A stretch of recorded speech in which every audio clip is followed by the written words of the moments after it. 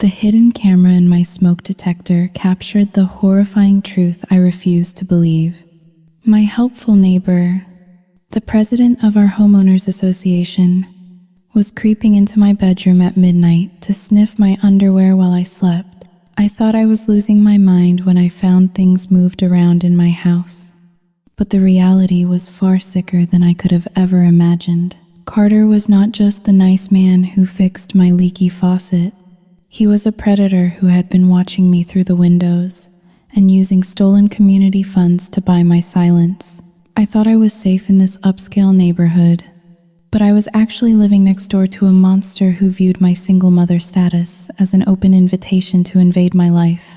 I have just live-streamed his depravity to the entire community, destroying his reputation in seconds. Yet I am the one sitting here trembling on the floor of a house that no longer feels like a home.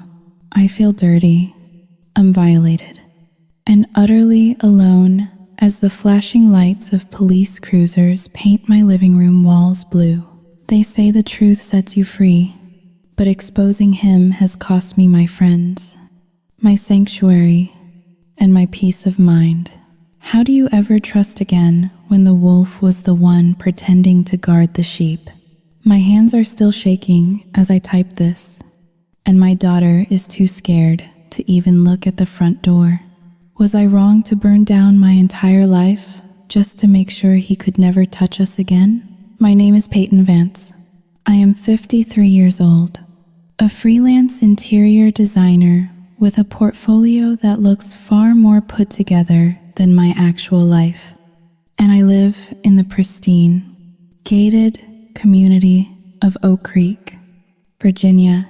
To the outside world, I am a success story. I am the independent single mother who raised 2 daughters without a man, the woman who drives a white Lexus sport utility vehicle and keeps her hydrangeas blooming blue all summer long. But inside the walls of this 4-bedroom colonial house, the silence is heavy enough to crush a person. It was a Tuesday evening, the kind of humid mid-July night where the air feels like a wet wool blanket. I was sitting at my kitchen island, a slab of cold, gray quartz that cost more than my first car, nursing my 3rd glass of Pinot Noir. The house was quiet, too quiet. My eldest daughter, Sarah, who is 26 and sharp as a whip, was upstairs in her room, probably working late on her laptop or avoiding me. My youngest, Mia, was at a sleepover. I stared at the reflection of my face in the darkened window above the sink. The wrinkles around my eyes were deepening, mapped out by years of squinting at blueprints and worrying about tuition fees. I took a long sip of wine, letting the warmth spread through my chest, dulling the sharp edges of my loneliness. Drip, drip, drip. The kitchen faucet was leaking again. That rhythmic, torturous sound echoed off the high ceilings. I see her sliding off the bar stool, my bare feet cold against the hardwood floor. I reached for the handle to jiggle it, a temporary fix I had been relying on for weeks because I was too proud to call a plumber and too stubborn to admit I needed help. You really need to replace that washer, Peyton, I gasped, spinning around so fast I nearly dropped my wine glass. Red liquid sloshed over the rim, staining my white fingers. Carter was standing in my living room archway. He was not outside. He was not knocking at the front door.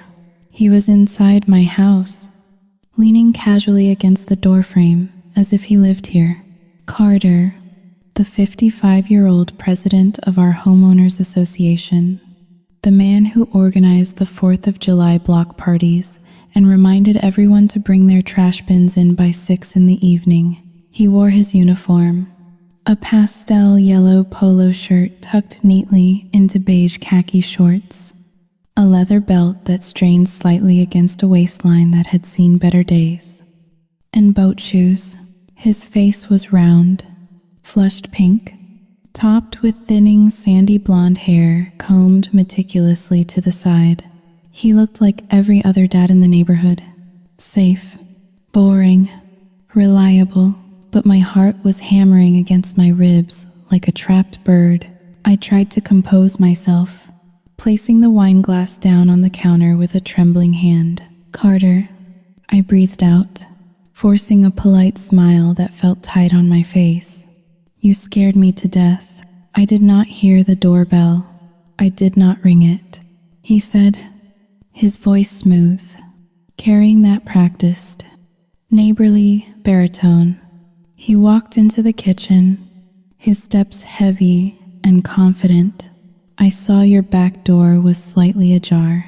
I was doing my evening rounds for the homeowners association, checking for security risks. "You know how I worry about you ladies living here all alone." I blinked, confused. Had I left the back door open? I usually locked it.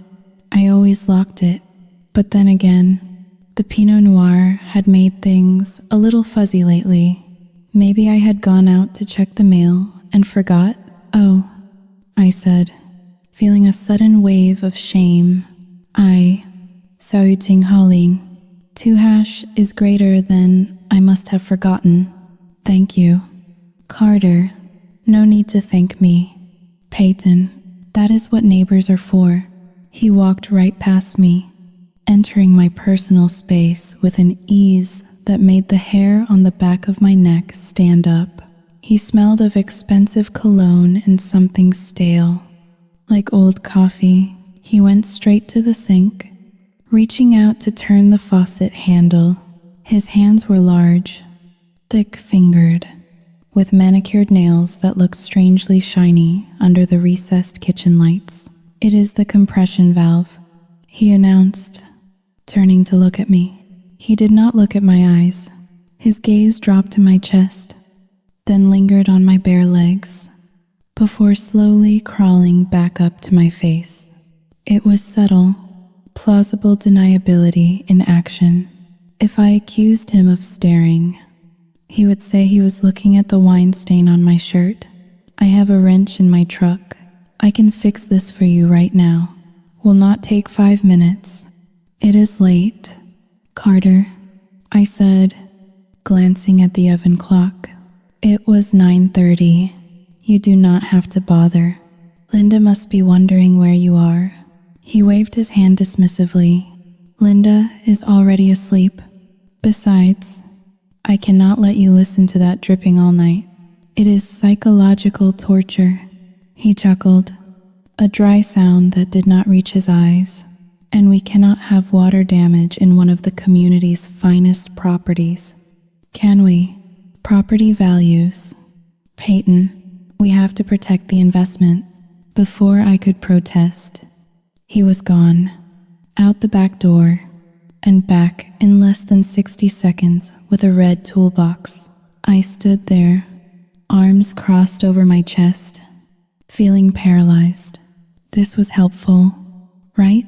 This was just a nice man doing a nice thing. Why did I feel like I needed to run upstairs and lock myself in the bathroom? I scolded myself silently. "Stop being so dramatic. Peyton, this is why you are alone. You push people away." He bent over the sink, his khaki shorts riding up slightly. I watched him work. He was humming a tune, something old and cheerful, totally at odds with the tension twisting in my gut. "You know," he said, his voice echoing slightly in the metal basin, "I noticed your hedges are getting a little overgrown in the back, near the bedroom window." I stiffened. "I have a landscaper coming on Friday." "Good," he said. He tightened something with a grunt of exertion. "Overgrown bushes provide cover for intruders. A man could stand right outside your window, and you would never know he was there." A chill went down my spine. Colder than the air conditioning. That is a comforting thought. "Carter." He stood up, wiping his hands on a rag he had pulled from his pocket. The dripping had stopped. Silence returned to the kitchen, but it felt heavier now. "All done," he said, turning to face me. He was standing too close, less than 2 feet away. I could see the pores on his nose, the slight sweat on his upper lip. Now, about that lock. He took a step toward me. I instinctively took a step back, my lower back hitting the edge of the granite counter. I was trapped. You need to be more careful. Peyton, he said, his voice dropping an octave, becoming almost intimate. A woman like you, Sao Yu Tsing Haling, 2# is greater than beautiful. Vulnerably, Sao Yu Tsing Haling, 2# is greater than living in a big house like this. It keeps me up at night worrying about what could happen. He reached out. For a second, I thought he was going to touch my face. I stopped breathing. Instead, he reached past me and picked up the wine bottle. He checked the label. Napa Valley, he noted approvingly. You have excellent taste. You always did. He set the bottle back down, his knuckles grazing my arm as he withdrew his hand. The touch was electric and repulsive, like brushing against a stinging nettle. I should go, he said, though he made no move to leave. He just stood there, staring at me. His eyes were not the eyes of a neighbor anymore. They were the eyes of a man who was calculating something, assessing the inventory. Make sure you lock the door behind me this time. I might not be around to save you next time. I will, I whispered, my throat dry. Good night, Carter. Good night, Peyton. He walked to the back door, opened it, and stepped out into the darkness. I rushed forward the moment the latch clicked, throwing the deadbolt and checking it twice. My hands were shaking so badly I could barely turn the metal thumb turn. I leaned my forehead against the cool wood of the door, closing my eyes. My heart was still racing.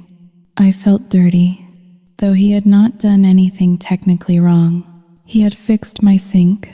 He had warned me about safety. He was a pillar of the community. He is just a nice guy. I told myself, the alcohol making my thoughts slow and pliable. You are just lonely and bitter and seeing monsters where there are only friends. I turned off the kitchen lights, leaving only the dim glow of the under-cabinet lighting. I grabbed my wine glass and headed toward the stairs. I needed to sleep. I needed to forget the way he looked at me. As I climbed the stairs to the second floor, the house felt enormous. Shadows stretched across the hallway like long, dark fingers. I passed Sarah's room, seeing the sliver of light under her door, and felt a pang of guilt. I should tell her that Carter walked in unannounced, but I did not stop. I walked into my bedroom, the master suite at the end of the hall. I set my wine on the nightstand and sat on the edge of my bed. I looked at the window, the one Carter had mentioned, the one with the overgrown hedges. The blinds were open. Outside, the night was pitch black. For a terrifying second, I thought I saw a face out there, pale and hovering in the darkness. I blinked, and it was gone. Just a reflection, just my own tired, paranoid face staring back at me. I stood up and yanked the curtains shut, harder than necessary. I stripped off my clothes and pulled on my silk pajamas. Crawling under the heavy duvet, I squeezed my eyes shut, listening to the house settling, the wood groaning, the wind rustling the leaves outside. Everything was fine. I was safe. I lived in Oak Creek. Bad things did not happen here, but as I drifted into a wine-heavy sleep, I could not shake the feeling of Carter's shiny fingernails and the smell of his stale cologne. And I could not stop wondering, had the back door really been open? Or did he have a key? The next morning arrived, not with the gentle caress of sunlight, but with the violent pounding of a headache that felt like a construction crew was drilling directly behind my eyes. I peeled my eyelids open, groaning as the bright Virginia sun sliced through the gaps in the curtains I had yanked shut the night before. My mouth tasted like stale grapes and regret. I rolled over, checking the time on the digital clock on my nightstand. It was 8 o'clock in the morning. I sat up slowly, waiting for the room to stop spinning. The memory of the previous evening was a blur of red wine and the unsettling image of Carter standing in my kitchen. I felt a flush of embarrassment heat my cheeks. Had I really left the back door open? I was usually so careful. I prided myself on being careful, but lately, the edges of my life seemed to be fraying, unraveling in ways I could not quite control. I needed coffee, black, strong, and immediate. I pulled on a silk robe over my pajamas and shuffled downstairs. The house was silent. Sarah was likely still asleep. She had always been a night owl, and I assumed she was catching up on rest. I made my way to the kitchen, avoiding looking at the sink where Carter had stood. I did not want to think about his shiny fingernails or the way his eyes had crawled over me. I pressed the button on the coffee maker and leaned against the counter, massaging my temples. I needed fresh air. Maybe the humidity had broken. I unlocked the front door and stepped out onto the porch. The neighborhood was aggressively perfect. The lawns were manicured to within an inch of their lives, emerald green carpets stretching from one driveway to the next. The sky was a piercing blue, devoid of clouds. "Good morning, Peyton." The voice made me jump. I clutched the lapels of my robe tight against my chest. Carter was there. Of course he was there. He was standing by the property line that separated our front yards, holding a pair of large, sharp gardening shears. He was pruning his prize-winning roses, the ones that were a deep blood red. He wore a fresh polo shirt today. This one, a crisp navy blue, tucked into pristine white shorts. He looked like the captain of a ship that never sank. "Carter," I said, my voice raspy from sleep. "You are up early." He snipped the head off a wilting rose with a decisive snick. The sound was sharp in the morning air. He walked over to the edge of my driveway, the shears still in his hand. "I have been up for hours," he said, his tone casual but laced with a strange weight. "I wanted to catch you before you headed out. I wanted to make sure everything was all right after last night."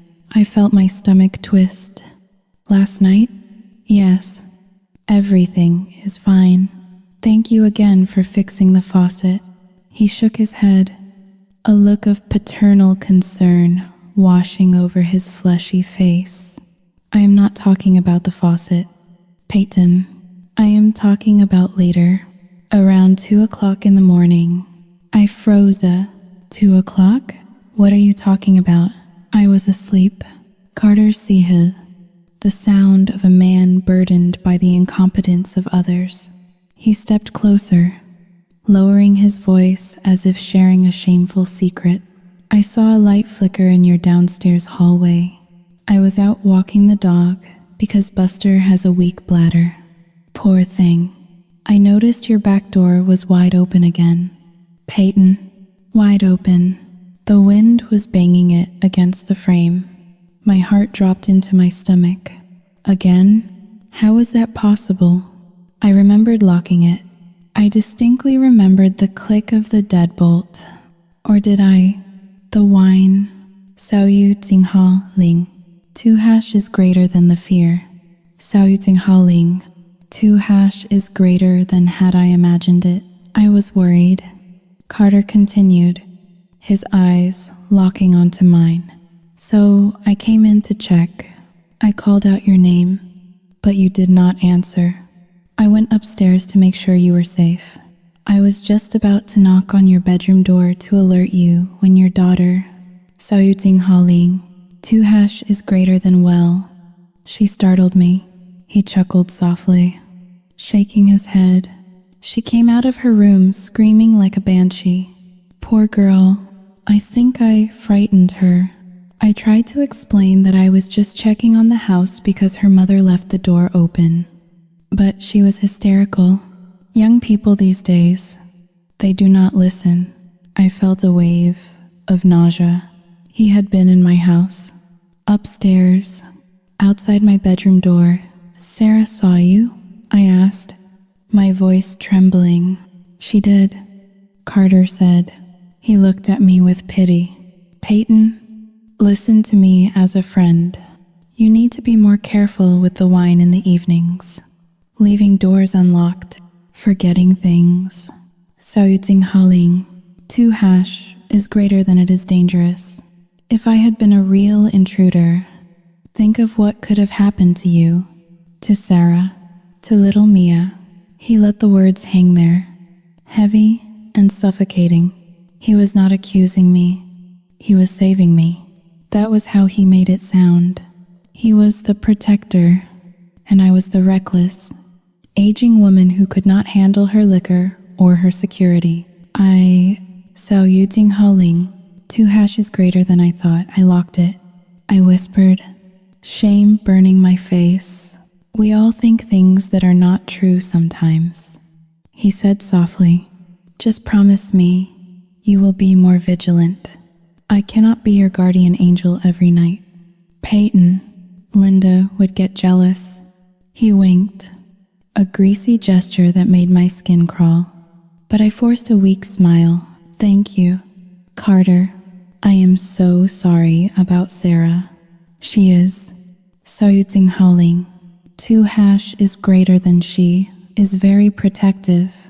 No harm done, he said, turning back to his roses.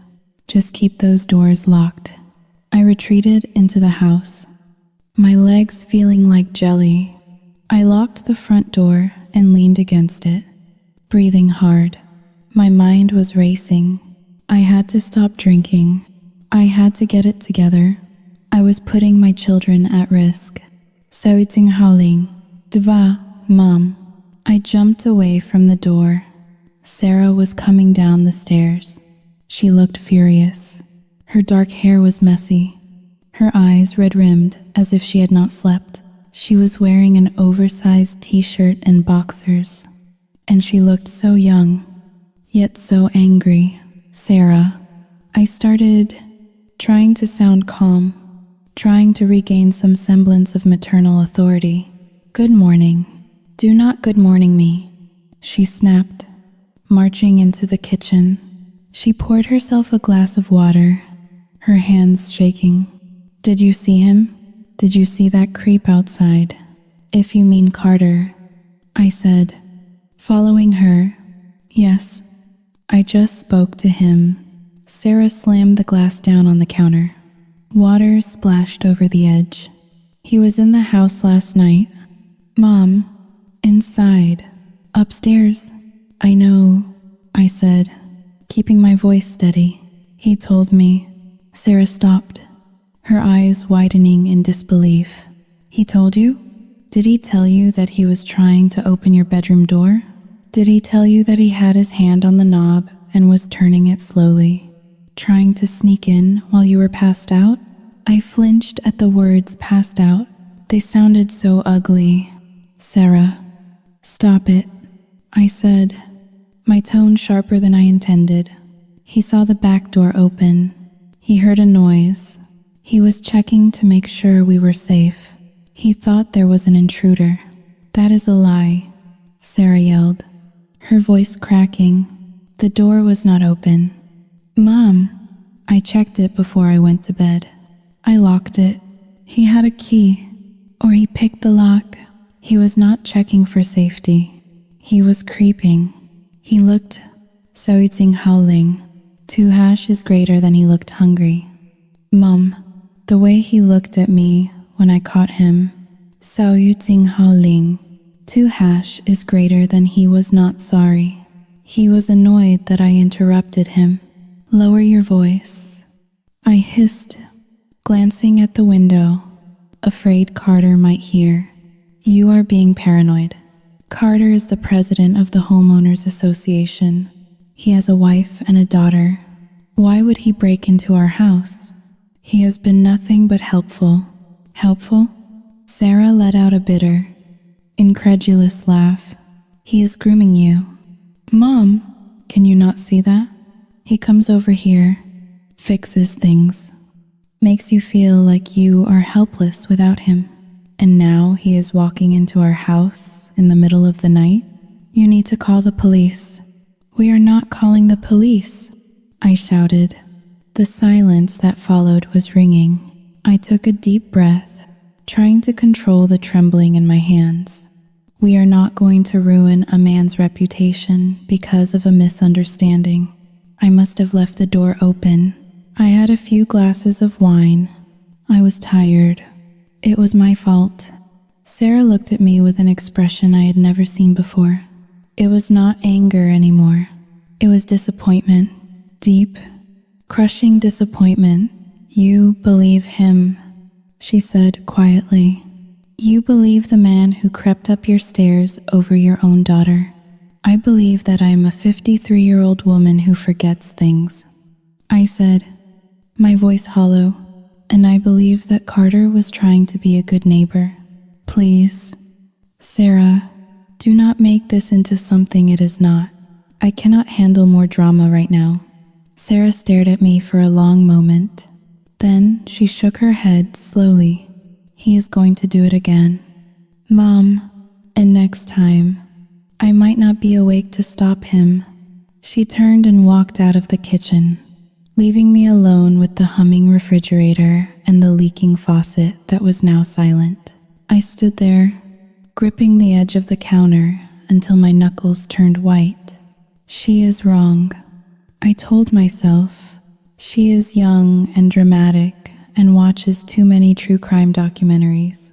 Carter is a good man, but as I looked down at the floor, I saw something near the baseboard of the pantry, just a few feet from where Carter had stood the night before. It was a small, muddy footprint, a boot print. Carter had been wearing boat shoes last night, and he was wearing pristine white sneakers this morning. I stared at the mud, a cold knot forming in my stomach. Where had those boots come from? And why did I feel like the walls of my beautiful, safe home were suddenly closing in on me? I grabbed a paper towel and wiped the mud away, scrubbing until the floor was spotless again. If I cleaned it up, it did not happen. If I ignored it, it would go away. I threw the paper towel in the trash and buried it under coffee grounds. I am just confused. I thought, my memory is playing tricks on me. Carter is right. I need to be more careful. But deep down, in a place I refuse to acknowledge, a tiny voice was screaming that the wolf was already inside the house, and I had just invited him to dinner. The silence in our dining room was thick enough to choke on. It had been 3 days since the incident, the night Carter may or may not have tried to enter my bedroom, and the tension between Sarah and me had solidified into a cold, hard wall. We sat at the mahogany table, the only sound, the scraping of silverware against china plates. I had roasted a chicken with rosemary and lemon, Sarah's favorite, a desperate peace offering that seemed to be going unnoticed. Sarah pushed a piece of potato around her plate, her eyes fixed on the centerpiece. She had barely spoken to me since our argument in the kitchen. She treated me like a fragile, senile relative who could not be trusted with her own safety. Mia, my 12-year-old, was the only one oblivious to the Cold War. She was swinging her legs under the table, chattering happily about her upcoming science project on ecosystems. And Faye said her dad can get us poster board from his office because he has everything, Mia chirped, taking a bite of a roll. Faye says Mr. Carter is practically the mayor of the neighborhood. Sarah's fork clattered onto her plate. She shot a sharp look at Mia. We do not talk about that family. Mia, Mia blinked, confused. Why? Faye is my best friend. Because her father is a creep, Sarah muttered, reaching for her water glass. I felt a flush of irritation rise up my neck. I poured myself another glass of Chardonnay, the second one of the evening. The wine was cool and crisp, a necessary balm for my frayed nerves. I needed to diffuse this. I needed to make Sarah see that she was overreacting, that Carter was just a harmless, helpful, albeit slightly intrusive, neighbor. Sarah, please, I said, forcing a light, dismissive laugh. Do not scare your sister. Carter is not a boogeyman. He is just Hao Lin. 2# is greater than over-enthusiastic. Sarah glared at me. Over-enthusiastic? Is that what we are calling breaking and entering now? I waved my hand, the wine sloshing slightly in the glass. He did not break in. He walked in. And honestly, I think he just wants to feel important. He is a lonely man stuck in a loveless marriage with Linda. You have seen Linda. She treats him like a servant. I took a sip, the alcohol loosening my tongue, making me feel bolder, more reckless. Honestly, if you want to know the truth, I think the poor man just has a crush on me. I said it as a joke, a deflection, a way to minimize the threat by making it pathetic rather than predatory. Sarah looked at me with pure horror. Mom, that is not funny. It is a little funny, I insisted, my smile tight. He is harmless. He fixes my sink. He checks my locks. He probably thinks he is my knight in shining armor. It is sad. Really, he likes you? Mia asked, her eyes wide with interest. Like, Hao Lin, too? Boyfriend and girlfriend? No, honey, I said quickly, realizing I might have said too much. Just Hao Lin. 2# is greater than grown-up stuff. Forget I said anything, but words, once spoken, are like feathers scattered in the wind. You cannot gather them back up. The next afternoon was a Saturday, bright and suffocatingly hot.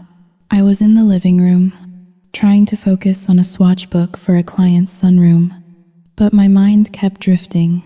Sarah had gone out with friends to escape the house, and the silence she left behind was heavy with judgment. Mom, can I go to Faye's? Mia yelled from the hallway, tying her sneakers. We are going to ride bikes to the community pool. I hesitated. The name Carter sent a prickle of unease down my spine. Despite my bravado at dinner, but I could not punish Mia for my anxieties. Faye was a sweet girl, innocent of her father's creepiness. Fine, I called back, but be home by 5. And stay with Faye. Do not wander off. Okay, bye. The door slammed, and she was gone. I watched through the front window as Mia ran across the pristine lawn to the house 3 doors down. I saw the front door of the Carter residence open. Carter stood there. Even from this distance, I could see his pastel green polo shirt stretching over his stomach. He smiled at Mia, a wide, benevolent smile, and pointed toward the garage where the bikes were kept. It looked so normal, so suburban. I turned away, pouring myself a glass of iced tea. I told myself everything was fine. 2 hours later, the phone rang. It was the landline, the one we rarely used anymore, except for solicitors and the Homeowners Association directory. I picked it up in the kitchen. Hao Lin. 2 cancelletto e maggiore di. Hello. Hao Lin. 2# is greater than Peyton. The voice was unmistakable, smooth, and low, and dripping with a familiarity that made my skin crawl. It was Carter. Oh, hello. Carter, I said, gripping the phone tighter. Is everything okay? Is Mia behaving? Mia is an angel, he said. I could hear the smile in his voice. She and Faye are having a wonderful time. They are eating ice cream in the kitchen right now. That is good, I said, glancing at the clock. I should send Sarah to pick her up soon. No rush. Carter purred. Actually, I wanted to talk to you about what Mia told Faye. My heart stopped. The blood drained from my face. What? Children have no filters, do they? Carter chuckled. A wet, throaty sound. Faye told me what you said at dinner last night, that you think I have a Haling. 2# is greater than crush on you. I squeezed my eyes shut, cursing myself, cursing the wine, cursing my loose tongue. Carter, Haling. 2# is greater than that was just a silly joke. I was just trying to get Sarah to calm down. I did not mean. You do not have to apologize. Peyton, he interrupted, his voice dropping to a whisper. I was flattered. Honestly, I did not realize you felt that way. I thought I was being too subtle. No, I stammered, panic rising in my throat. You misunderstand. I do not feel that way. I know you are lonely, he said, talking right over me. I see you in that big empty house. I see how you look at me when I come over to fix things. You leave the door open for me. You invite me in, and now I know why. I did not leave the door open, I protested, my voice shrill. Sure, he soothed, as if comforting a hysterical child. It is okay to want things. Peyton, Linda, Haling. 2# is greater than well. Linda does not understand a woman's needs. Not like I do. I have always thought you were the most elegant woman in Oak Creek. And now that I know the feeling is mutual. Haling, Dayu. He paused, letting the implication hang in the air like a foul odor. Carter, stop, I said firmly, though my hand was shaking. There is no feeling.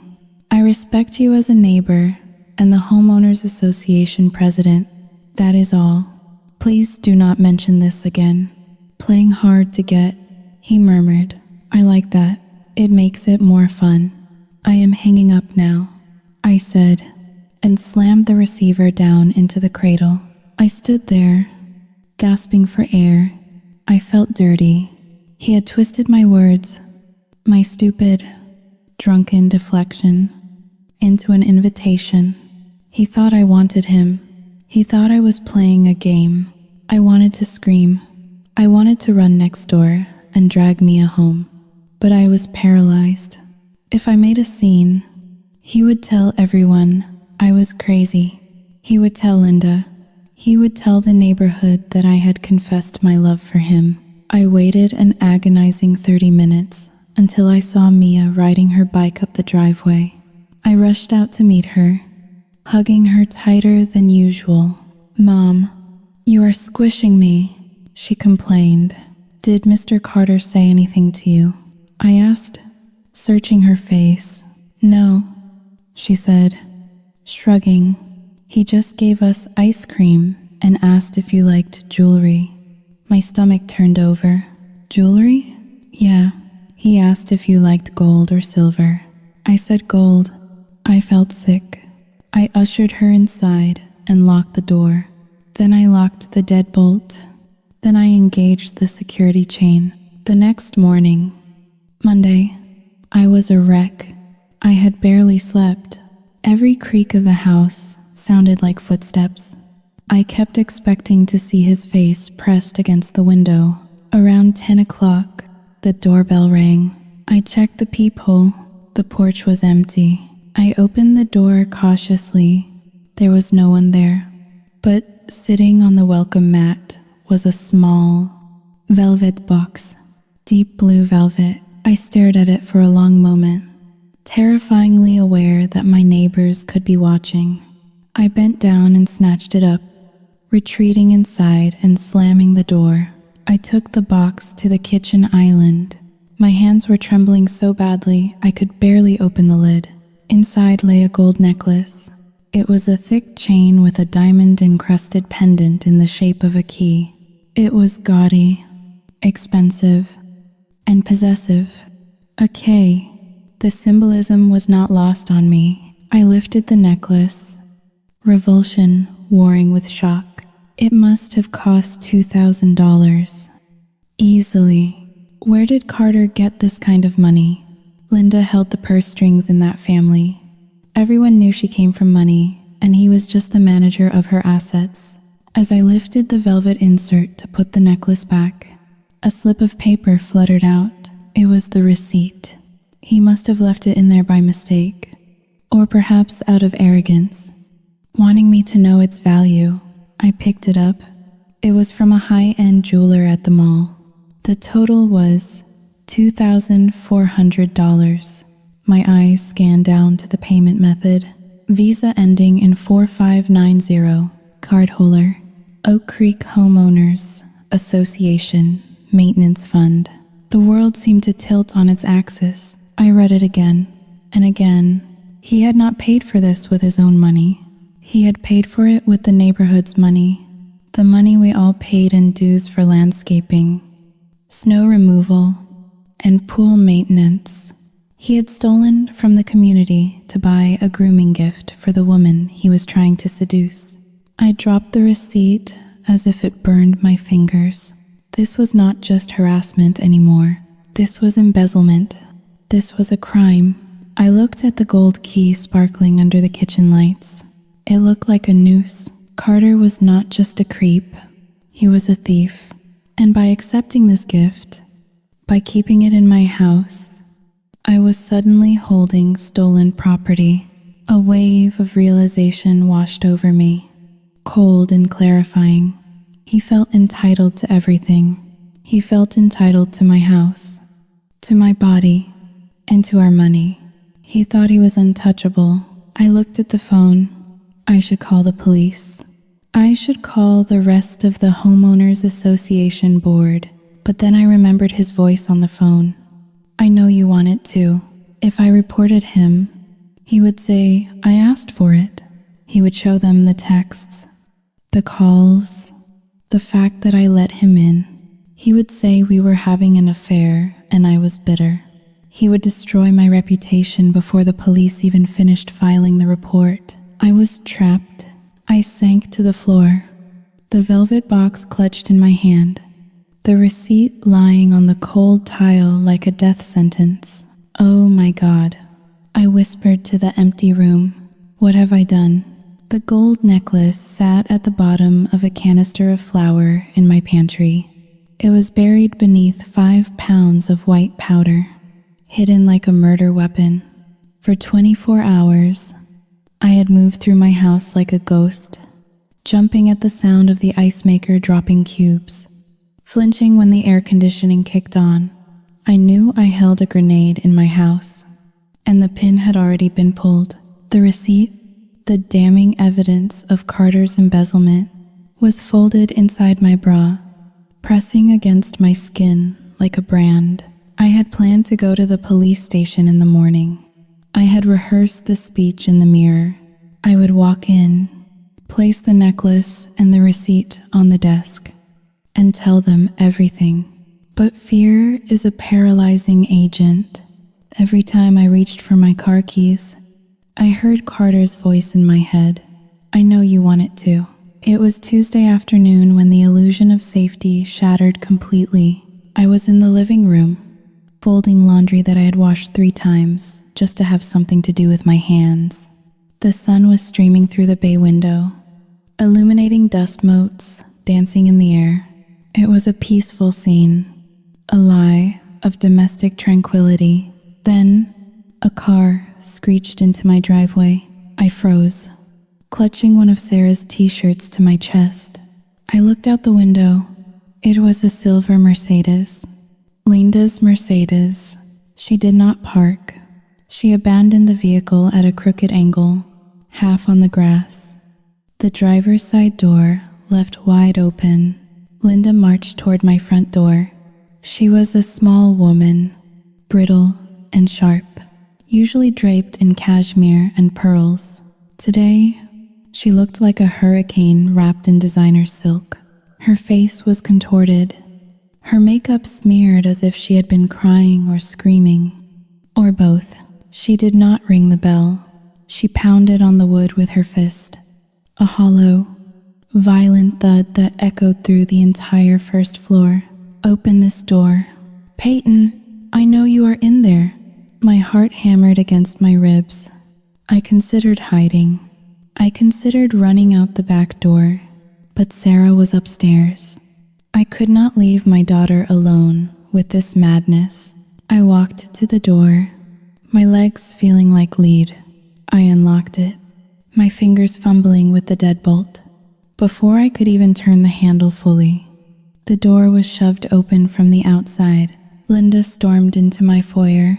She smelled of gin, an expensive perfume, a cloying, suffocating mix. "Where is it?" she shrieked, her eyes wild. "Where is the money?" "Linda, please," I stammered, backing away until my heels hit the bottom step of the staircase. "I do not know what you are talking about. Please lower your voice. Do not tell me what to do in my own neighborhood." She lunged forward, her hand grasping the air as if she wanted to strangle me. I saw the statement. "Peyton, I saw the charge. $2,400 at the jeweler's. And I saw the texts." I blinked, confused. "Texts? What texts?" "The ones you sent my husband." She reached into her purse and pulled out a stack of printed papers, throwing them at me. They fluttered down like confetti, landing on the hardwood floor. I knelt to pick one up, my hands shaking. It was a screenshot of a text conversation. The name at the top said Peyton. "I need the money. Carter, you promised. Please, just leave me alone. I have a family." "I do not care about your family. Buy me something nice, or I will tell everyone you forced yourself on me." I gasped, the air leaving my lungs. "This, Saoyuting Haling, 2 hashes greater than. This is not real. I never wrote this." "Linda, these are fake." "Liar." Linda screamed. Her voice was so shrill it cracked. "I knew you were struggling. Everyone knows you have been lonely and desperate since your divorce. But to blackmail a good man? To threaten to destroy my family because you are too lazy to get a real job?" "I have a job," I cried, tears stinging my eyes. "Linda, listen to me." He bought the necklace with Homeowners Association funds. He brought it here.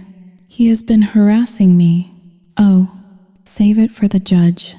A deep voice boomed from the doorway. Carter stepped inside. He did not look like the predator who had whispered obscenities to me on the phone. He looked defeated. His shoulders were slumped, his head bowed. He walked over to Linda and placed a gentle hand on her shoulder. "I am so sorry, honey," Carter said, his voice thick with fake remorse. "I tried to handle it myself. I did not want to worry you." I stared at him, my mouth agape. The audacity was breathtaking. "Carter, tell her the truth. Tell her you stole that money. Tell her you broke into my house." Carter looked at me, and for a second, the mask slipped. His eyes were cold, dead sharks swimming in a sea of blue. But then he looked back at his wife, his face crumpling into a mask of pained victimhood. "Peyton, please," he said, sounding exhausted. "Just stop. It is over." I told Linda everything. How you came to me crying about your credit card debt. How you begged me for a loan. And when I said no, Sao Yuting Holin, 2 hash, is greater than when I said I could not use the association's money. Sao yu ting hao ling, or ting hao tayu. He paused, looking down at his feet as if too ashamed to continue. She touched me. Linda, he whispered, loud enough for me to hear. She tried to. Sao yu ting hao ling. 2# is greater than offer herself as payment. And when I pushed her away, she said she would scream. She said she would tear her clothes and call the police and tell them I attacked her. You monster, I whispered. My voice was barely audible. I felt dizzy. The room was spinning. He was twisting reality, reshaping the truth until I was the villain and he was the saint. I panicked. Carter continued, squeezing Linda's shoulder. I bought the necklace. I thought if I gave her something to pawn, she would go away. I just wanted to protect you. Linda. I wanted to protect Faye from the scandal. Linda turned to me, her eyes filled with pure, unadulterated hatred. She did not see a terrified neighbor. She saw a predator who had tried to entrap her husband. You are disgusting. Linda spat. You are a leech. You live in this big house you cannot afford, preying on decent people. It is a lie, I screamed, finding my voice at last. He is lying to you. He has been stalking me. Check the camera footage. Ask Sarah. Sarah? Carter shook his head sadly. You mean the daughter you have been manipulating too? The one you told to lie for you? Peyton, you need help. Professional help. At that moment, Sarah appeared at the top of the stairs. Her face was pale, her eyes wide with shock. She had heard everything. Get out of our house, Sarah said, her voice trembling but fierce. Get out right now. Linda glared up at her. We are leaving, but this is not over. I am going to the Homeowners Association board. I am going to tell every single person in this neighborhood what kind of woman your mother really is. And the money? Carter added, looking at me with a triumphant gleam in his eyes. I expect that $2,400 returned to the association by the end of the week. Or we will file charges for extortion. He steered his wife toward the door. Linda was still shaking with rage, but she leaned into him, accepting his support, accepting his narrative. He had played her perfectly. He had turned his theft and his infidelity into an act of heroic sacrifice. They walked out the door, leaving it wide open. I stood in the foyer, surrounded by the scattered papers of the fake text messages. I felt stripped bare. My knees gave out, and I sank to the floor, burying my face in my hands. Sarah came running down the stairs. She knelt beside me, wrapping her arms around my shoulders. Mom, she whispered. Mom, look at me. I raised my head. I expected to see doubt in her eyes. I expected her to ask if it was true. After all, I had lied about the door. I had made that stupid joke at dinner. But Sarah looked at the papers on the floor, then at the open door, and her expression hardened. He spoofed the number, she said, her voice cold. He used an app to create those texts. I have seen kids do it at school. He, Sauting Halling, 2 hekje is groter dan 1. I sobbed, the tears finally flowing, hot and fast. Everyone will believe him. He is the president. I am just the single mother who drinks too much wine. Sarah picked up one of the papers and crumpled it in her fist. He has not won. Mom, he just started a war. I looked at my daughter, really looked at her. She was not the sullen child I thought I was raising. She was furious. Yes, but she was clear-eyed. But Linda, Sao Yu Ting Hao, Ling, 2# is greater than I choked out. She is going to destroy us. Let her try, Sarah said. But even with Sarah's arms around me, I felt the walls of my life closing in. Carter had taken my safe haven and turned it into a prison. He had isolated me. He had armed his wife against me. And he had done it all without leaving a single fingerprint. I looked toward the kitchen, thinking of the necklace in the flower jar. It was not evidence anymore. It was a debt I owed, a debt he had manufactured to keep me under his thumb. The phone on the hallway table began to ring. I did not answer it. I knew who it was. I knew that if I picked up, I would hear his voice, calm and entitlement dripping from every syllable, asking if I was ready to negotiate. For the first time in my life, I was not just lonely, I was hunted. The sun had set hours ago, leaving the house submerged in a heavy, suffocating darkness. I sat at the kitchen table, my hands wrapped around a mug of tea that had gone cold long ago. Sarah was upstairs with Mia, distracting her with movies and popcorn, trying to shield her younger sister from the radioactive fallout of the afternoon. But down here, in the shadows, the air still vibrated with Linda's screams and Carter's calm, lying voice. I felt hollowed out. My reputation in Oak Creek, carefully curated over 15 years of volunteer work and neighborhood potlucks, was incinerated in less than 10 minutes. I could already feel the eyes of the neighbors burning through the walls. I was the pariah now, the desperate divorcee, the blackmailer. A soft tapping sound broke the silence. It came from the back door, the glass sliding door that led to the patio. I stiffened, my heart slamming against my ribs. I did not move. I hoped that if I stayed still enough, the monster would go away. The tapping came again, louder, more insistent. Then, the flash of a cell phone light cut through the gloom, illuminating a face pressed against the glass.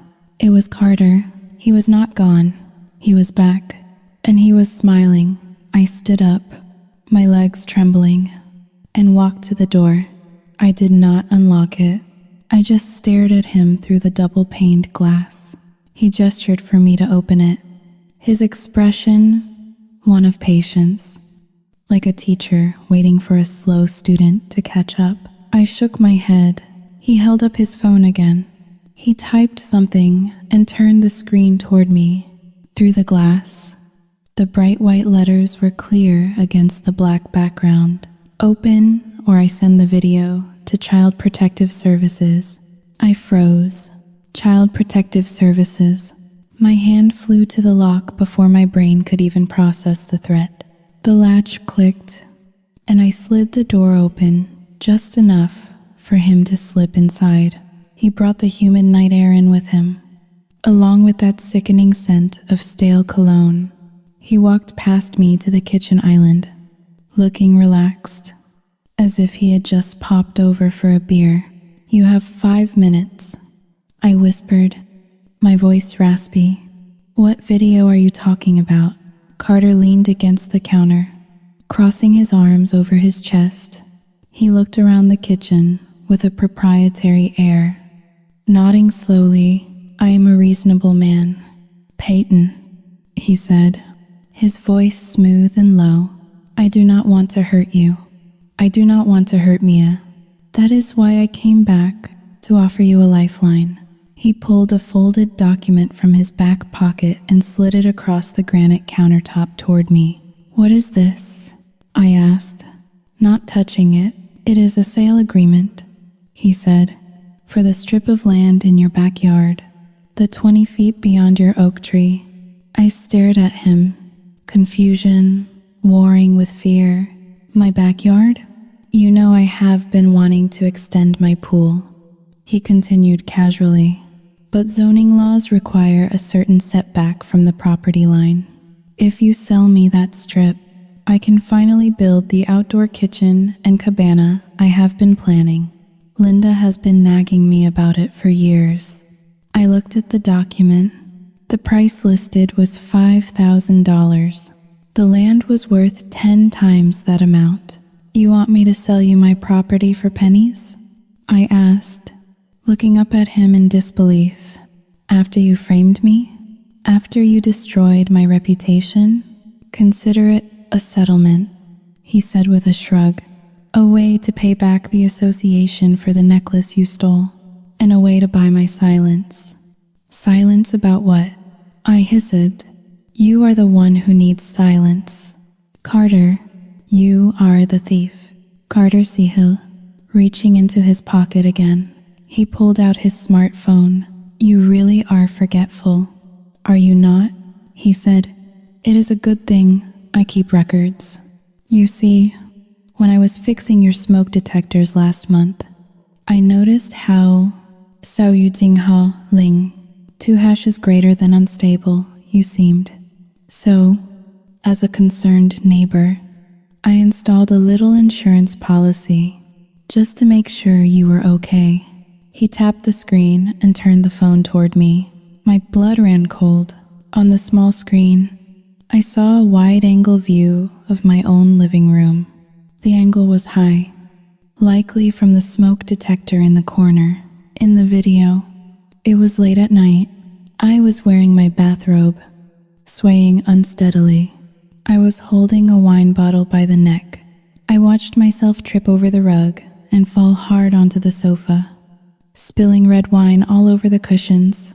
I watched myself pass out, the bottle rolling from my hand to the floor.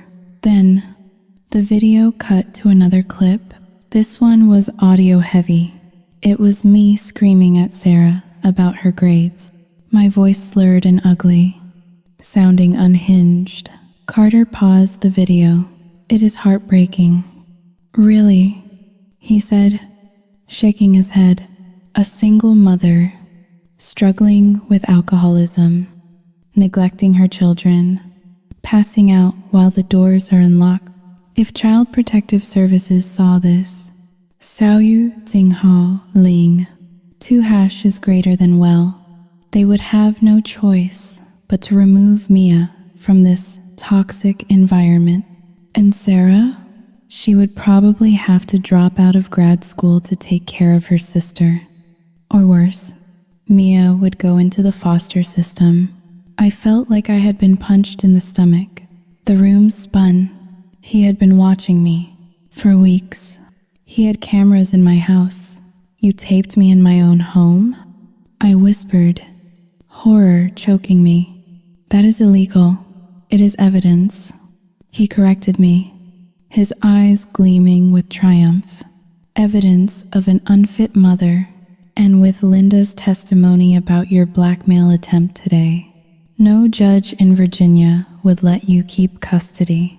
You would lose everything. Peyton, your kids, your house, your dignity. He tapped the sale agreement on the counter. Or, he said softly, you sign this paper, you sell me the land. You admit that the money for the necklace was a misunderstanding, and the videos disappear. I will even smooth things over with Linda. I will tell her you are sick and seeking treatment, and we should show Christian charity. I looked at his face. It was the face of a man who had never been told no. A man who believed the world existed solely to be consumed by him. He wanted my land for his pool, and he was willing to dismantle my family to get it. The fear that had paralyzed me for days began to shift. It curdled, heavy and sour in my gut. But then, beneath the nausea, something else ignited. It was a cold, sharp clarity. For weeks, I had been the victim. I had been the lonely, wine-drinking woman who doubted her own sanity. I had let him gaslight me. I had let him walk through my doors and invade my sanctuary. But looking at him now, gloating over his cheap victory, I realized something. He was not a monster. He was just a small, greedy man. A man who had left a digital trail. A man who was so arrogant he thought he could film a crime and use it as leverage. He had underestimated one thing. He had underestimated what a mother would do when her children were threatened. He thought he was backing me into a corner. He did not realize he was handing me a weapon. I took a deep breath, forcing my hands to stop shaking. I needed him to believe he had won. I needed him to lower his guard. "If I sign this," I said, keeping my voice low and defeated, "you delete the videos? All of them? I am a man of my word," Carter said, smiling, that oily smile. "And the necklace?" I asked. "I will take care of the accounting," he said dismissively. "I will hide it in the landscape budget. Nobody checks that but me." I looked down at the paper. $5,000. The price of my soul. The price of my daughter's safety. "I need a pen," I said.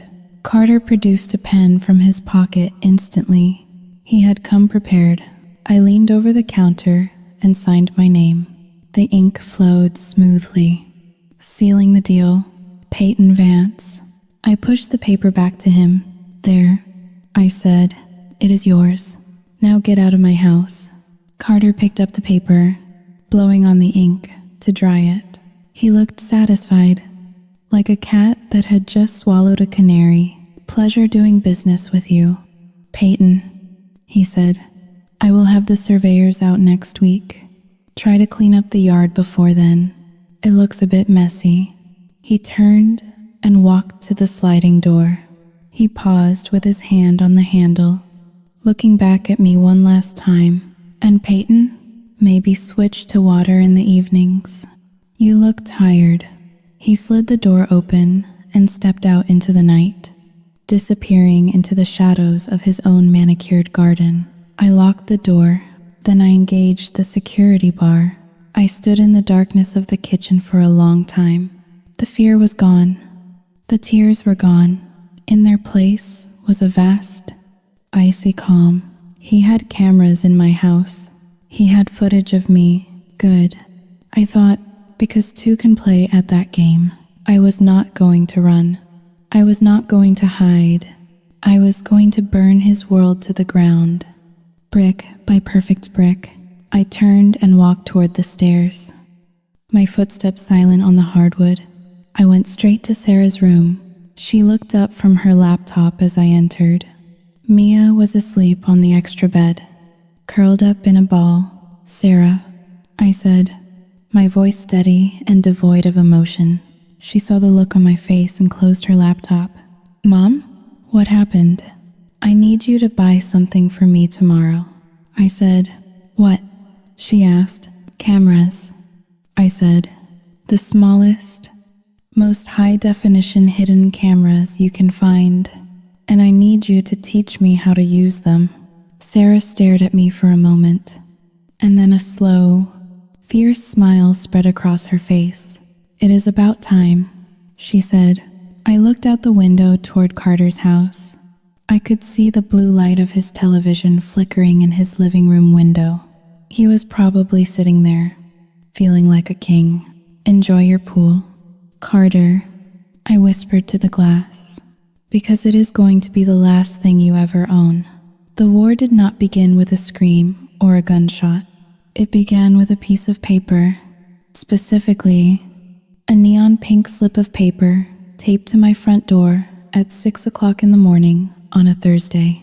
I found it when I opened the door to retrieve the newspaper I no longer read but still subscribed to out of habit. The adhesive tape left a sticky residue on the black lacquer of my door. I pulled the slip free and read the handwritten note in black marker. "Violation. Trash receptacle visible from street. Fine. $100. Second notice." I stared at the driveway. My trash cans were tucked behind the trellis, exactly where they had been for 10 years. They were not visible from the street unless one was standing in the middle of my hydrangea bushes and craning their neck at a 45-degree angle. I crumpled the paper in my fist. This was the 5th citation in 3 days. Monday had been for unsightly weeds in a flower bed that was mulched perfectly. Tuesday had been for a commercial vehicle parked in the driveway, Sarah's 10-year-old sedan, which had a university parking sticker on the bumper. Wednesday had been a noise complaint filed at 2 in the afternoon while I was reading a book in silence. Carter was not satisfied with the backyard. He wanted blood. I walked back into the kitchen, smoothing the crumpled citation out on the island. Next to it lay a stack of similar notices, a mounting pile of petty tyranny. I looked up at the ceiling, toward the smoke detector. "Is it recording?" I asked the empty room, loud and clear. Sarah's voice came from the laptop speakers on the table. She was upstairs in her bedroom, monitoring the feed. "The angle is perfect. Mom, if he steps 1 foot in the foyer, we will see the pores on his nose." We had spent the last 48 hours turning our home into a fortress of surveillance. It was a strange, frantic bonding experience. Sarah had skipped her classes to help me. We bought pinhole cameras disguised as universal serial bus chargers, motion sensors that looked like air fresheners, and a high-end audio recording system that Sarah had hidden behind the family photos on the mantle. I felt a grim satisfaction knowing the eyes were watching, but it did not stop the suffocating dread that pressed in on me from the outside. I had signed the agreement for the backyard. I had given him what he wanted, but Carter was a man who operated on the principle of total domination. He knew I had the potential to be a problem. He knew I knew his secrets. And so, he had decided to make my life in Oak Creek so unbearable that I would pack up and flee before I could ever open my mouth. It was a campaign of attrition. He was trying to bankrupt me with fines and break me with isolation. "Mom," Sarah said, coming down the stairs. She looked tired. "You need to go to the grocery store. We are out of milk and bread. I can go if you want." "No," I said, straightening my spine. "I am not going to hide in this house like a criminal. I will go." I grabbed my purse and keys, channeling a confidence I did not feel. I drove to the local gourmet market, the one where the neighborhood wives congregated to buy organic kale and gossip about their nannies. The automatic doors slid open, blasting me with refrigerated air. I grabbed a cart. The store was busy. I moved through the produce section, selecting apples. "Did you hear she actually tried to solicit him for money?" The whisper was loud, designed to be heard. I froze, my hand hovering over a display of Honeycrisp apples. 2 aisles over, near the bakery, stood a cluster of 3 women. I knew them. I had hosted book club with them. I had driven their children to soccer practice. I heard she was drunk. Another voice chimed in. It was Barbara, a woman who had once cried on my shoulder about her husband's affair. Linda said she found texts, explicit ones, asking for cash in exchange for "so you'd sing howling, dos, favors." Disgusting, the third woman hissed, and with her daughters living right there in the house. I slowly turned my head. They were not even looking at me. They were looking at each other, their faces twisted in that delicious, self-righteous ecstasy that comes from destroying another woman's character. I could have walked over there. I could have screamed that Carter was a thief and a predator, but I knew how I looked. I looked tired. I was wearing no makeup. My clothes were wrinkled. In their eyes, I was exactly what Carter had painted me to be. The unraveling, desperate alcoholic. I abandoned my cart right there, next to the apples. I turned and walked out of the store, my heart pounding a frantic rhythm against my ribs. I sat in my car in the parking lot for 20 minutes, gripping the steering wheel until my hands went numb, fighting back the tears. He had taken my community. He had turned my friends into judges, But the real tragedy, the blow that would bring me to my knees, was waiting for me when I got home. It was 3 o'clock in the afternoon. The school bus hissed to a halt at the end of the street. I watched from the living room window, waiting for Mia. Usually, Mia hopped off the bus with Faye, the two of them giggling and trading backpacks. Today, Mia stepped off alone. She was walking slowly, her head down, her backpack dragging on the pavement. I opened the front door before she even reached the driveway. "Mia?" I called out. She looked up, and my heart shattered. Her face was streaked with dirt and tears. Her knees were scraped and bloody. Her favorite pink t-shirt was torn at the collar. I ran to her, falling to my knees on the hot asphalt of the driveway. "Oh my God, honey, what happened? Did you fall?" Mia shook her head, a fresh wave of sobbing racking her small body. She buried her face in my neck, smelling of sweat and playground dust. Faye pushed me. She choked out, "Kai?" I pulled back, looking at her. "Faye Carter? Why?" she said. "Sao Yu Tsing Ha Ling." 2 hashes greater than she said her dad told her we are bad people. Mia sobbed, wiping her nose on her arm. "She said you are a thief. She said you stole money from her family because we are poor. And then, Sao Yu Tsing Ha Ling. Ar Tsing Har Dayu." Mia took a ragged breath. Then all the other kids started laughing. They called me a beggar. And when we got off the bus, Faye shoved me into the bushes. I looked down the street. The Carter house stood perfectly manicured and silent. The blinds were drawn.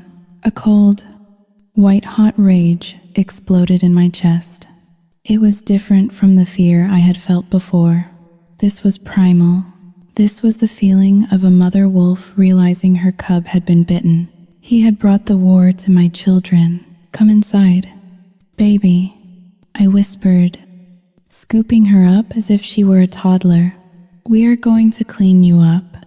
I took her into the kitchen and cleaned her scraped knees with antiseptic. Sarah came down, took one look at Mia, and turned pale. "Faye did this?" Sarah asked, her voice deadly quiet. "Faye is just a parrot," I said, my voice trembling with suppressed violence. "She is repeating what her father taught her." I bandaged Mia's knees and settled her on the sofa with a bowl of ice cream and the iPad. Then I went into the kitchen and poured the rest of the wine down the sink.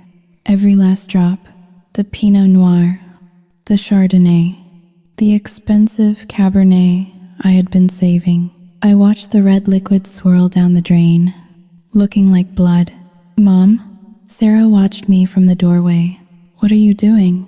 "I am sobering up," I said, rinsing the bottle. "Carter wants to paint me as a drunk? Fine. I will be the most sober person in this entire zip code. I need a clear head." That evening, the sun went down, casting long, menacing shadows across the lawn. We ate dinner in silence. The atmosphere in the house was heavy, like the air before a tornado. At 8 o'clock, the doorbell rang. I checked the camera feed on my phone. It was not Carter. It was a police officer. I went to the door, Sarah flanking me. I opened it. "Good evening, officer," I said, my voice steady. "Ma'am," the officer said, tipping his hat. He looked young and bored. "We received a noise complaint about this address." "A noise complaint?" I gestured to the silent house behind me. "We are watching a movie with the volume on low. My 12-year-old is asleep," the officer said, looking at his notepad. The complainant stated there was loud screaming and banging coming from the residence. Said it sounded like a domestic dispute. The complainant was Carter. "Was it not?" Sarah asked, stepping forward. The officer looked up. "I cannot disclose that information. But look, folks, Just keep it down, okay? We do not want to come back out here. Officer, I said, stepping out onto the porch so the camera above the door would catch both of us clearly. There is no noise. There is no dispute. This is harassment. The man who called you is the Homeowners Association president, and he is trying to intimidate us. The officer looked uncomfortable. Ma'am, that sounds like a civil matter. I am just here for the noise. Of course, I said bitterly. Thank you for your time. He walked away. I watched him get into his cruiser. As he drove off, I saw the curtains in Carter's living room twitch. He was watching. He was using the police as his personal bullies. He wanted me to know that he could summon the law to my doorstep whenever he felt like it. I went back inside and locked the door. He is not going to stop, Sarah said. She was pacing the kitchen. He got the land. Why is he still doing this? Because he can. I said, because men like him do not just want to win. They want to crush the opposition so they never rise again. He is afraid. Sarah, he is afraid that as long as I am here, as long as I have that receipt in my head, I am a threat. I looked at the pile of citations on the counter, the bandages on Mia's knees, the empty wine bottles in the recycling bin. He wants us to leave, I said softly. Are we going to? Sarah asked. I looked at the hidden camera lens in the smoke detector. I looked at the dark void of the backyard where my property line used to be. No, I said, we are not leaving, but we are done playing defense. I walked over to the laptop where the camera feeds were displayed. Sarah, I said, you told me these cameras have night vision, right? Yes, she said. And motion detection? Saudzinghauling. Get through? Yes. Good. I pointed to the screen showing the backyard. Because I have a feeling our friend Carter is going to come back to inspect his new property very soon. And when he does, I want to be ready. The tragedy was not that he had taken my land or my reputation. The tragedy was that he had taken my softness. He had taken the part of me that trusted people, the part of me that believed in neighbors and fences and safety. He had killed Peyton, the suburban mom, and in her place, something else was waking up, something cold, something ruthless. I went to the drawer and pulled out the spare keys to the shed in the backyard. What are you doing? Sarah asked. I am going to leave the shed unlocked, I said. Carter has been dying to see what is in there. He asked me about it 3 times last year. And what is in there? Sarah asked. I turned to her, my face devoid of humor.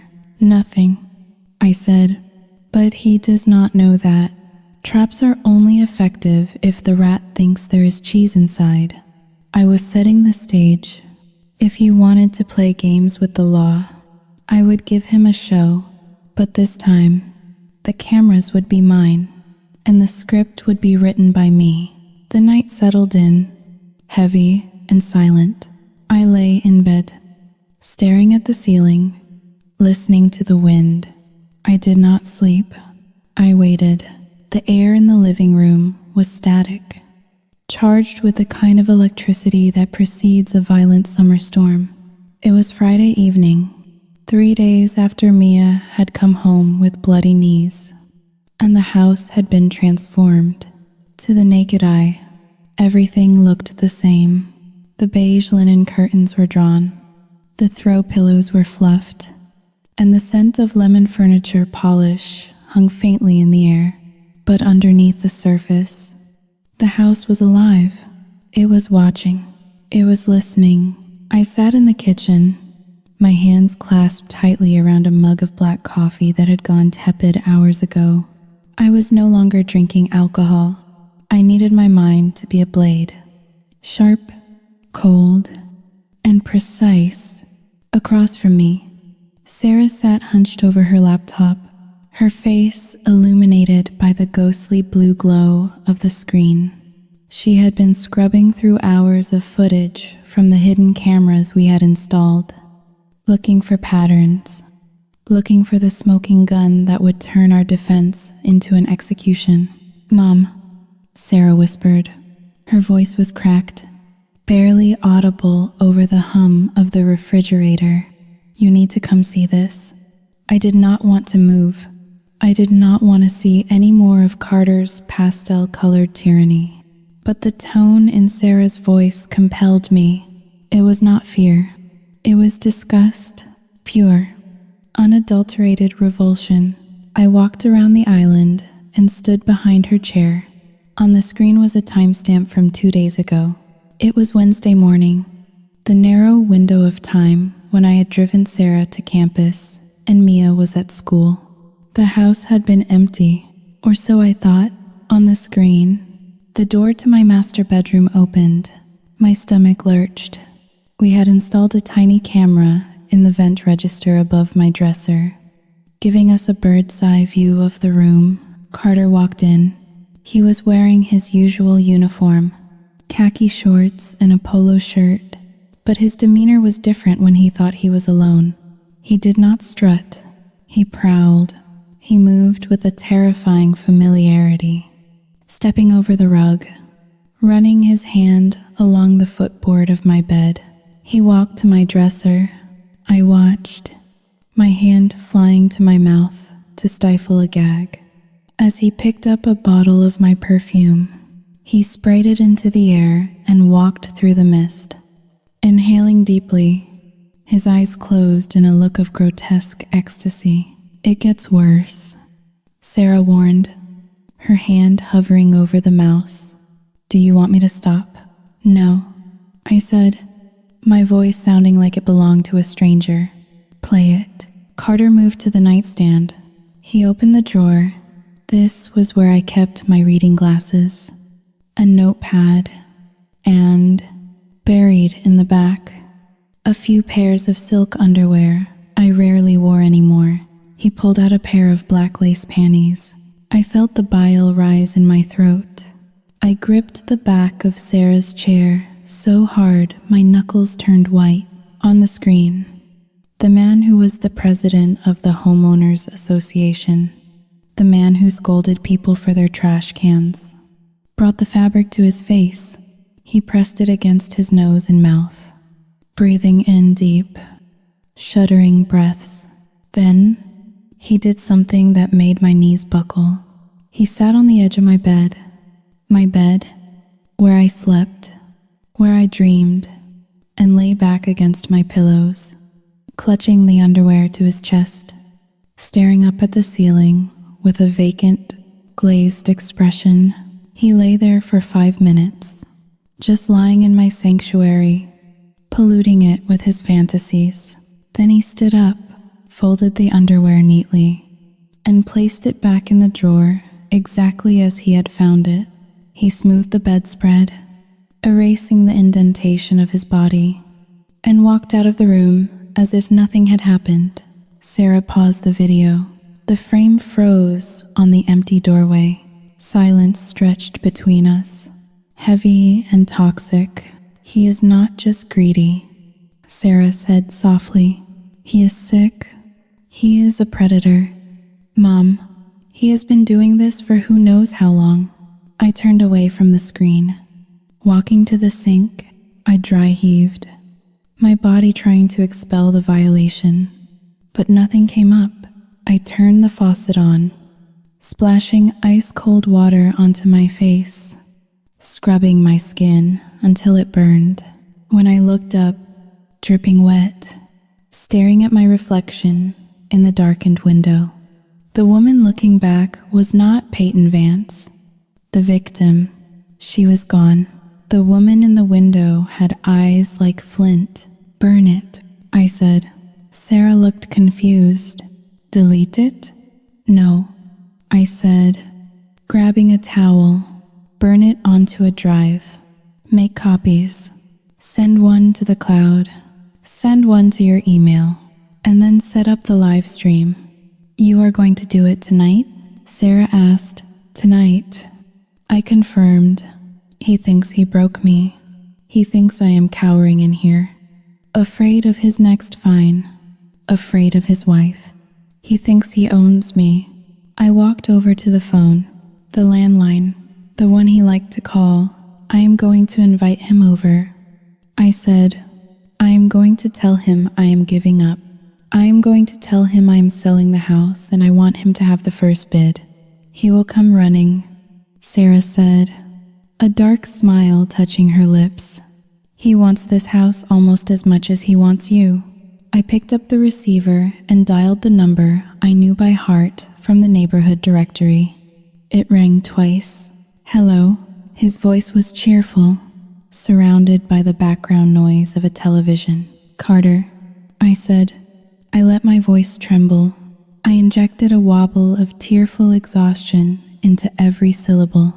It is Peyton. Peyton, he said. The cheerfulness vanished, replaced by a smug, predatory warmth. I did not expect to hear from you. Did you get the citation about the mailbox height? Yes. I sniffed. I got it. I got all of them. Carter, I cannot do this anymore. You win. I'm not trying to win. Peyton, he lied smoothly. I am just trying to maintain standards. I know. I sobbed quietly. Look, I am done. I want to move. I cannot stay in this neighborhood with everyone hating me. I want to sell the house. Fast. I know you said you wanted to expand your property. Haling. 2 hash is greater than maybe you want the whole thing? There was a pause on the other end. A greedy, pregnant pause. I could almost hear him salivating. The whole house? He asked. That is a significant asset. Peyton, are you sure you are in the right state of mind to make that decision? I just want out. I pleaded. I want to leave tonight. If you come over, Haling. 2 hash is greater than we can discuss a price. A low price. I just want cash and I want to go. I will be there in 10 minutes. He said, do not call a realtor. We can handle this privately. It saves on commissions. Okay, I whispered. Please hurry. Haling. 2. I hung up. I turned to Sarah. Is everything ready? The cameras in the living room are live. Sarah said, her fingers flying across the keyboard. I created a private link. I am going to blast it to the Oak Creek Community Facebook group the second he starts talking. There are 400 members. Everyone will get a notification. Good, I said. Go upstairs. Stay out of sight, but keep the feed running. Be careful. Mom, Sarah said, closing her laptop and tucking it under her arm. He is dangerous. I know, I said, but tonight, I am the danger. I went to the living room. I turned off the overhead lights, leaving only a single lamp on the side table, casting long shadows across the room. I placed a bottle of wine on the coffee table, an empty one I had fished out of the recycling bin, and a glass with a splash of grape juice in it to look like I had been drinking. I sat on the sofa, slumped forward, my head in my hands. The stage was set. 8 minutes later, the doorbell rang. I did not get up immediately. I let him wait. I let him think I was stumbling to the door. When I finally opened it, Carter pushed past me without waiting for an invitation. He was practically vibrating with energy. He carried a leather portfolio under his arm. Peyton, he said, stepping into the foyer and scanning the room. You made the right call. This is for the best. He walked into the living room and saw the wine bottle. He chuckled, a sound devoid of mirth. I see you are self-medicating again. Well, it makes the negotiation easier. He sat in my favorite armchair, spreading his legs wide, claiming the space. He placed the portfolio on his knees and looked at me with a gaze that was half pity, half lust. So, he said, the house, it is assessed at 800,000, given the condition. Sao Yu Tsing Ha Ling, 2 hash is greater than, and the desperate nature of the sale. Sao Yu Tsing Ha Ling, 2 hash is greater than, I can offer you 500,000. Cash. I sat opposite him on the sofa, wrapping my cardigan tighter around myself. 500,000? Carter, that is robbery. It is a lifeline. He corrected me.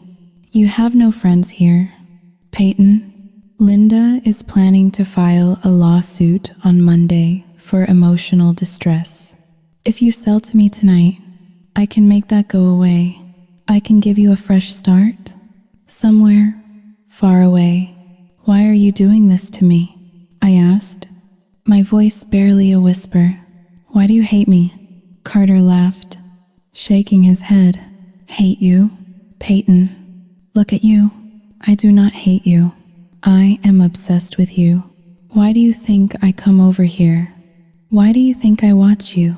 He leaned forward, his voice dropping to a conspiratorial whisper. You are a beautiful mess, Peyton, and you need someone to take care of you, someone to tell you what to do. A strong hand. Like you?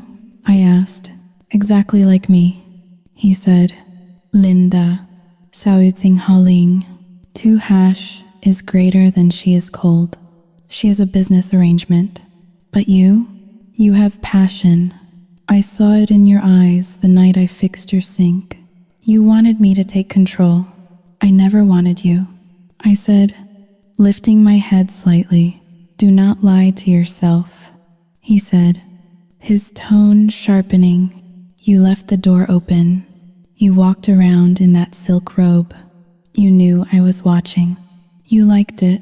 He stood up and moved toward the sofa. He sat down next to me, close, too close. I could smell the coffee on his breath. And now, he murmured, reaching out to touch a lock of my hair. We can make a deal. You sell me the house, Sao Yu Tsing Ha Ling, 2 hash is greater than, and maybe we can work out an arrangement where you do not have to leave right away. You could stay here, as my Sao Yu Tsing Ha Ling, 2 dièse est supérieur, attenant. His hand brushed my cheek. His skin was damp. Your tenant?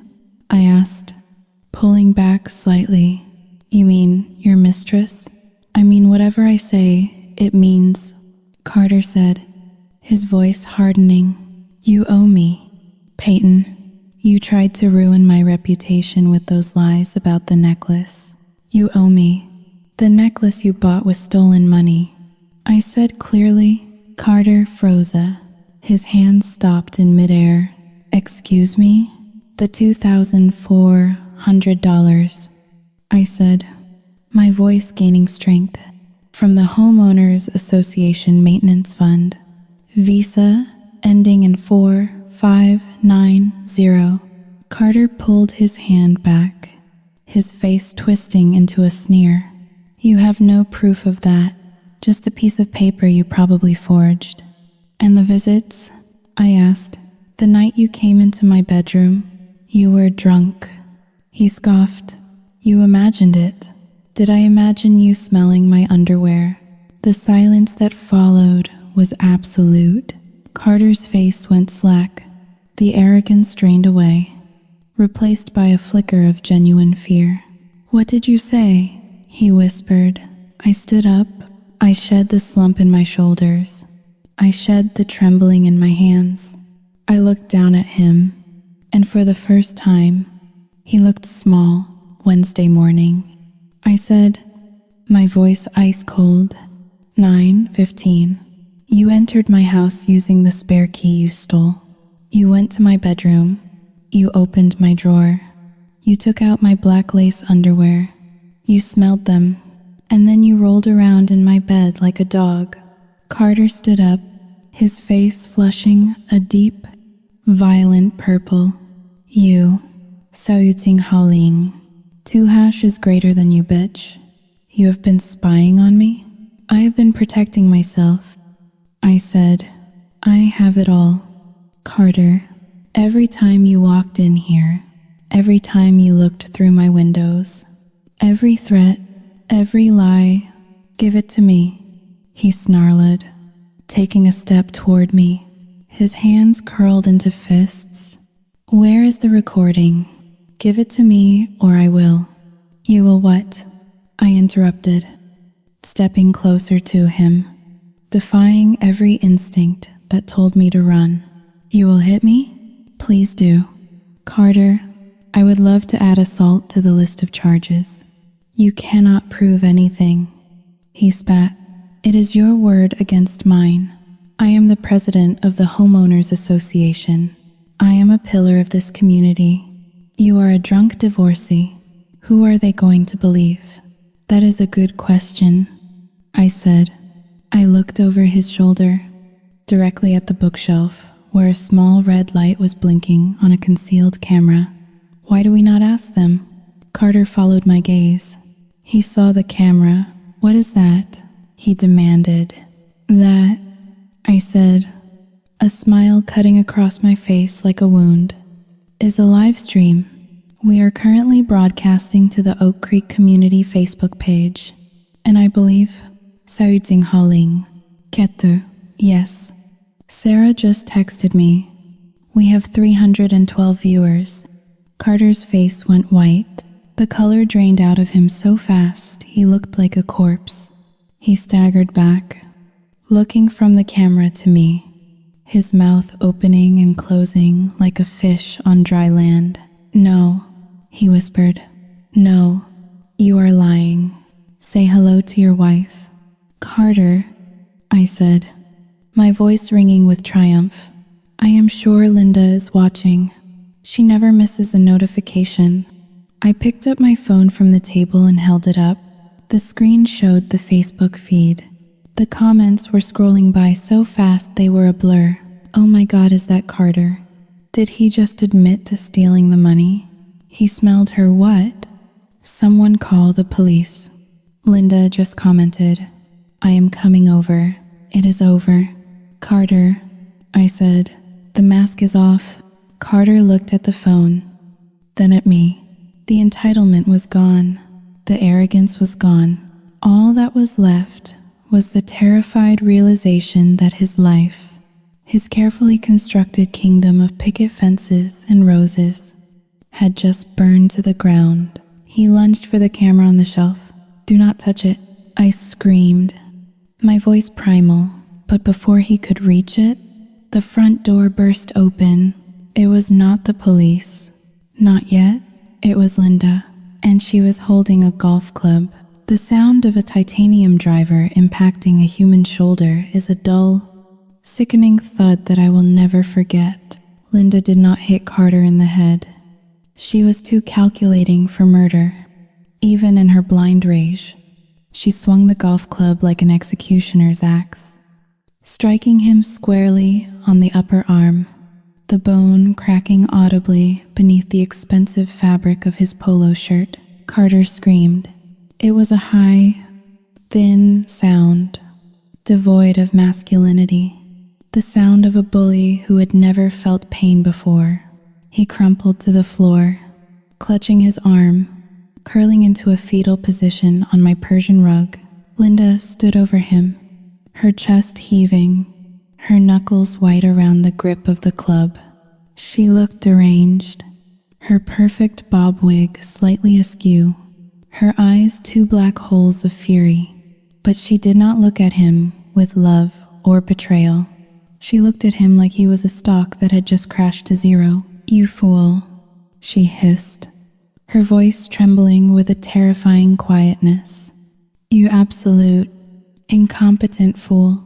She was not angry that he was a predator. She was angry that he had been caught.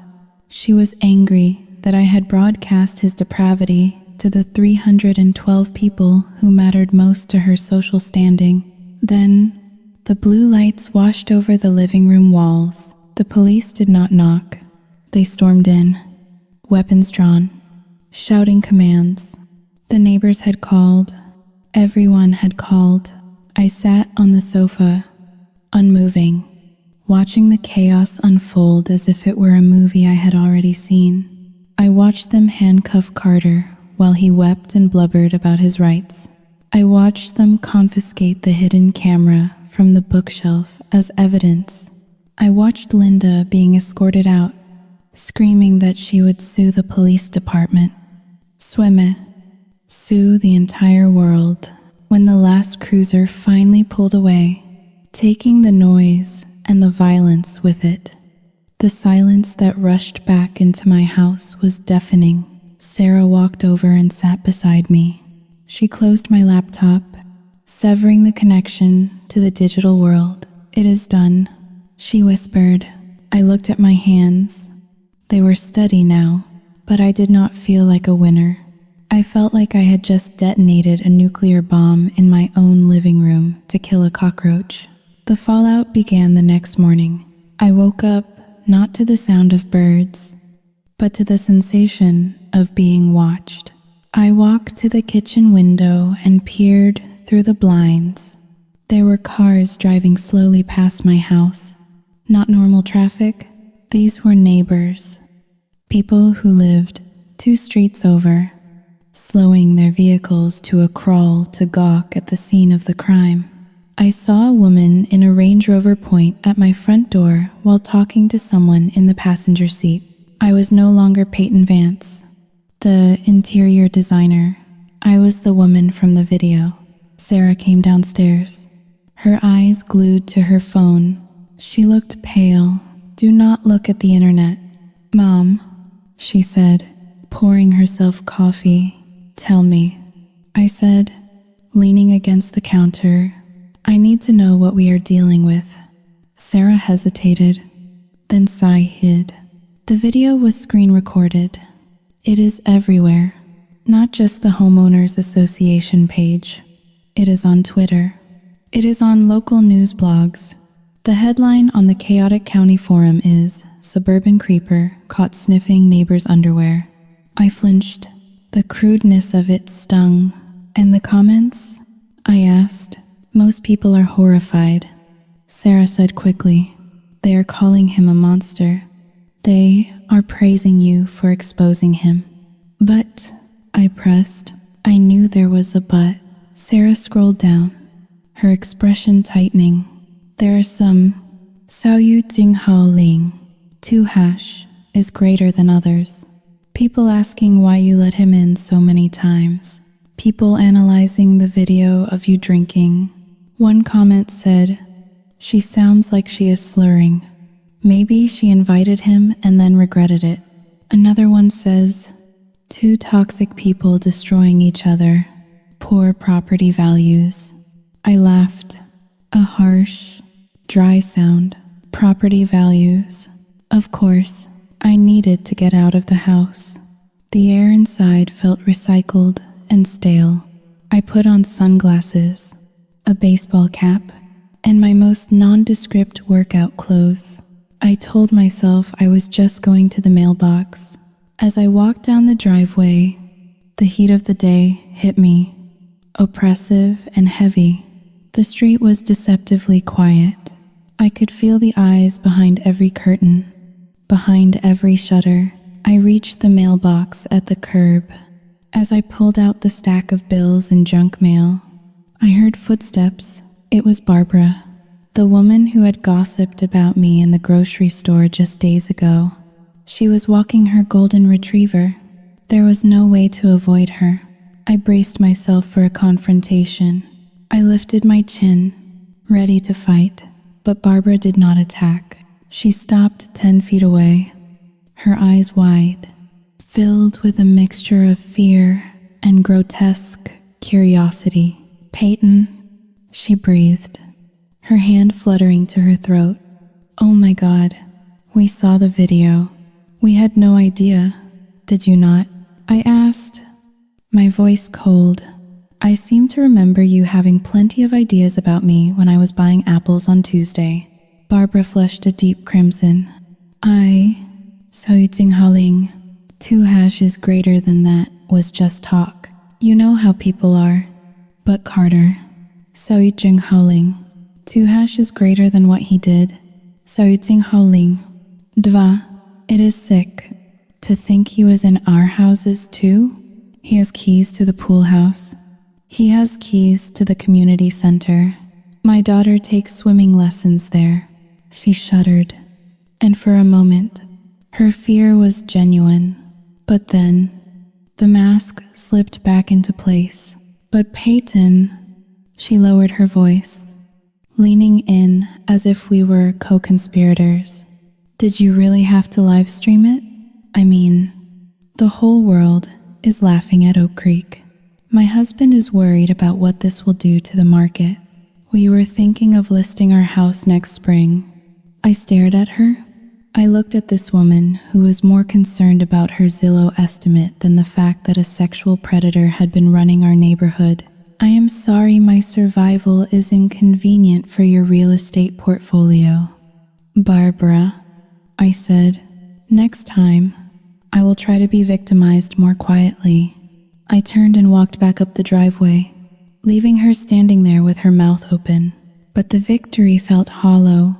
I realized then that I had not just exposed Carter, I had exposed the rot in all of them, and they would never forgive me for it. I was the mirror they did not want to look into. Later that afternoon, a moving truck pulled up to the Carter residence. It was not a standard move. It was an evacuation. Linda was not there. I heard from Sarah, who heard from a friend, that Linda had taken Faye and checked into a hotel in the next county. Instead, a team of movers was stripping the house bare under the supervision of a lawyer. I watched from my living room window as they carried out the furniture, the leather sofa, the giant flat-screen television, the patio set. Then, I saw them carry out something that made my breath catch.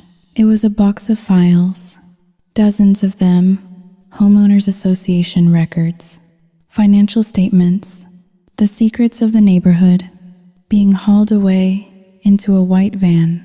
My phone rang. It was an unknown number. Haling, 2 cancelletto, e maggiore di. Hello, Ms. Vance? The voice was crisp, professional. This is Detective Miller. I am calling to update you on Mr. Carter's status. Is he in jail? I asked. He has been released on bail. The detective said, his wife posted the bond an hour ago. $50,000. Released? I gripped the phone tighter. But he is dangerous. You saw the video. He is charged with burglary, embezzlement, and voyeurism.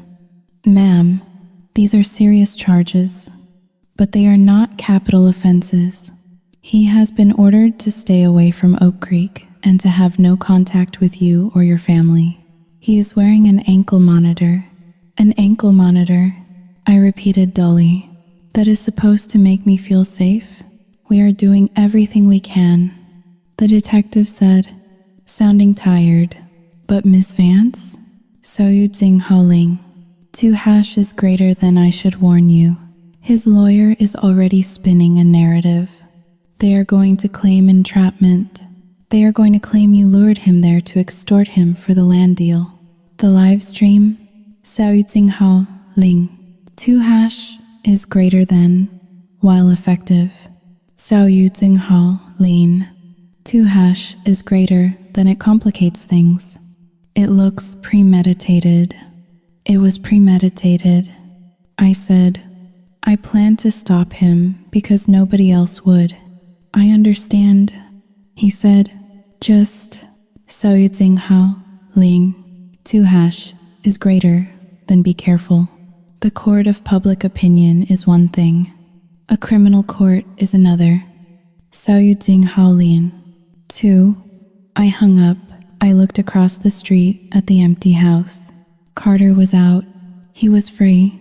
He was somewhere in the city, wearing a bracelet, probably plotting his next move. And I was here, trapped in the house that had become my stage and my prison. Sarah came into the room. She held up her phone. "Mom," she said quietly, "you need to see this." She showed me a post on the community page. It was a petition to remove Peyton Vance from Oak Creek Homeowners Association. Reason: conduct unbecoming a resident, creating a public nuisance, lowering community standards. It had 70 signatures, 70 of my neighbors, people I had waved to, people I had shared recipes with. They had signed a document to kick me out because I had made them uncomfortable. They did not blame the wolf for eating the sheep. They blamed the sheep for bleeding on the carpet. I felt a tear slide down my cheek. It was hot and angry. "They want me to leave," I whispered. "Screw them," Sarah said fiercely. "We are not going anywhere." "No," I said, looking around the living room. I looked at the spot where Carter had sat. I looked at the floor where he had curled up and cried. I looked at the walls that had witnessed my humiliation and my vengeance. The house did not feel like a home anymore. It felt like a crime scene. We won the battle. "Sarah," I said, my voice hollow, "but I think we just lost the war." The sun began to set, casting long, bloody streaks across the sky. The neighborhood was silent, but it was a hostile silence. I locked the front door. I locked the back door. I set the alarm, but I knew that no alarm could keep out the whispers. The judgment was seeping through the walls like invisible gas, choking the life out of us. I walked to the kitchen and poured a glass of water. My hand shook as I raised it to my lips. I wanted wine. God, I wanted wine. I wanted to numb the stinging realization that doing the right thing had cost me everything I had spent a lifetime building.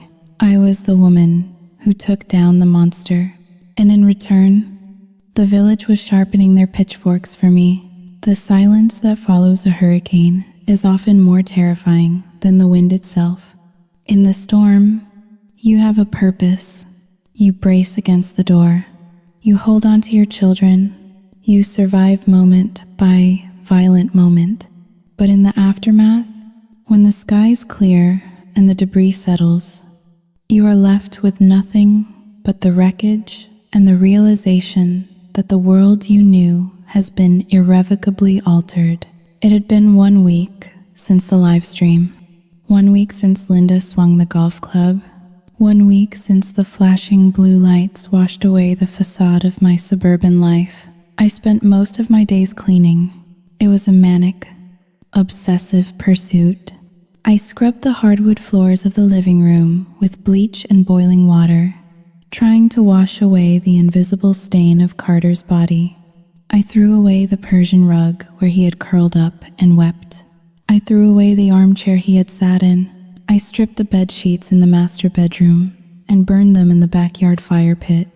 Watching the high thread count Egyptian cotton turn to gray ash and float up into the humid Virginia air. But no matter how much I scrubbed, the house still smelled of him. It was a phantom scent, a mixture of stale cologne and entitlement that seemed to seep from the drywall itself. Sarah was packing up the surveillance equipment, the wires, the sensors, the hidden lenses. She coiled them neatly into boxes, her movements slow and heavy. The adrenaline that had fueled us during our covert operation had evaporated, leaving behind a crushing exhaustion. "We won," Sarah said, taping a box shut. Her voice sounded flat. "Why does it feel like we lost?" I looked at her from across the kitchen island. I was drinking herbal tea now. My hands were steady, but my soul felt shaky, like a building with a compromised foundation, because victory in the real world is not like the movies. I said softly, "The credits do not roll when the bad guy gets arrested. We still have to live here," and living here had become a special kind of purgatory. The legal system was a slow, grinding machine that seemed designed to strip victims of their last shred of dignity. I had spent 2 days giving statements to detectives, repeating the story of my humiliation over and over again until the words lost their meaning. I had to describe the underwear. I had to describe the fear. I had to watch the officer's eyes flick up and down my body, assessing whether I was the kind of woman who invited trouble. Carter had pleaded not guilty. Of course he did. His lawyer, a shark in a $3,000 suit, was already spinning the narrative in the local papers. They were calling it a misunderstanding between neighbors. They were hinting that I was a scorned lover who had staged the scene for revenge. They were using my history of drinking, the very thing Carter had exploited, as proof of my instability. And the worst part was that the neighborhood believed them. Or rather, they chose to believe the version of the story that was less uncomfortable for them. It was easier to believe that the divorcee in number 42 was crazy than to admit that the nice man who organized the block party was a predator. I walked to the window and looked out at the street. The for sale sign in the Carter yard was gone. The house was empty, a hollow shell, but the damage he had done was still rippling outward. Mia was the one who bore the brunt of it. She refused to go outside. She refused to ride her bike. The trauma of being bullied by Faye, combined with the sudden explosion of violence in her own living room, had caused her to regress. She slept in my bed every night, clinging to me, waking up screaming from nightmares about men breaking through the glass doors. Yesterday, I had found her sitting in the hallway, staring at the front door. "What are you doing, baby?"